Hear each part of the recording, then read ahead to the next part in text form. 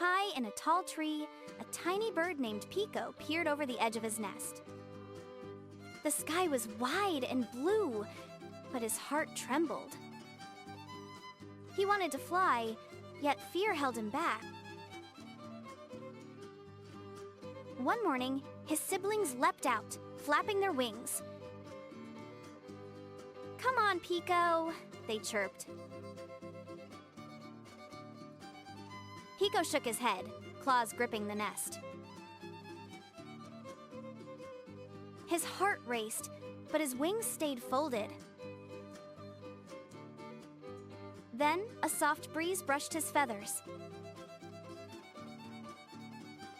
It felt like a whisper, "Trust yourself." Piko closed his eyes, spread his wings, and jumped. The wind lifted him. His wings caught the air, and suddenly he was soaring. Below him stretched the forest, green and endless.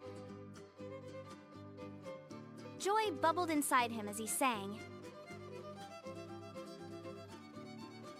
Piko had discovered his courage, and the sky was now his home.